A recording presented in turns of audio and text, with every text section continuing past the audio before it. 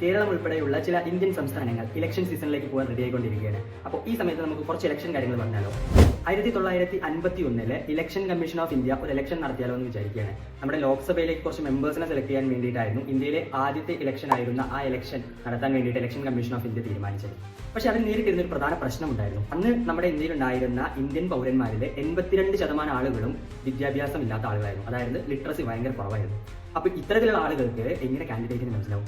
അവർക്ക് ഏത് കാൻഡിഡേറ്റിന് അവർക്ക് വായിക്കാൻ അറിയില്ലല്ലോ. സോ അതുകൊണ്ട് എങ്ങനെ അവർക്ക് ഇഷ്ടമുള്ള കാൻഡിഡേറ്റിനെ അവർക്ക് ചൂസ് ചെയ്യാൻ പറ്റും? ഇലക്ഷൻ കമ്മീഷൻ സിംബൽസ് അഥവാ ചിഹ്നങ്ങൾ എന്ന് പറയുന്ന ഒരു ഐഡിയ കൊണ്ടുവന്നു. ഇലക്ഷനിൽ പങ്കെടുക്കുന്ന എല്ലാ സ്ഥാനാർത്ഥികൾക്കും ഓരോ ചിഹ്നം കൊടുക്കും. ചിഹ്നങ്ങൾ ഓർത്തു വയ്ക്കാൻ എല്ലാവർക്കും ഭയങ്കര എളുപ്പമായതുകൊണ്ട് തന്നെ തന്റെ സ്ഥാനാർത്ഥിക്ക്, തനിക്ക് ഇഷ്ടപ്പെട്ട സ്ഥാനാർത്ഥിക്ക് ഏത് ചിഹ്നമാണെന്ന് മാത്രം മനസ്സിലാക്കിയാൽ മതി. ആ ചിഹ്നത്തെ നമുക്ക് വോട്ട് ചെയ്യാൻ സാധിക്കും. ഇന്ന് നമ്മൾ ഇലക്ട്രോണിക് വോട്ടിംഗ് മെഷീനുകളാണ് ഉപയോഗിക്കുന്നതെങ്കിലും നമ്മൾ ചിഹ്നങ്ങളെ വിട്ടുകൊടുത്തിട്ടില്ല. ഇന്നും പ്രായമായവർക്കും കാഴ്ചശക്തി വളരെ കുറവായവർക്കും ഓർമ്മശക്തി ബുദ്ധിമുട്ടുള്ളവർക്കും എല്ലാം തന്നെ ചിഹ്നങ്ങൾ ഉപയോഗിച്ച് അവർക്ക് ഇഷ്ടപ്പെട്ട സ്ഥാനാർത്ഥിയെ അവർക്ക് ഓപ്റ്റ് ചെയ്യാവുന്നതാണ്. സോ ഇതുപോലെയുള്ള കൂടുതൽ ഇൻട്രസ്റ്റിംഗ് ആയിട്ടുള്ള വീഡിയോകൾക്ക് വേണ്ടിയിട്ട് follow my page. Thank you.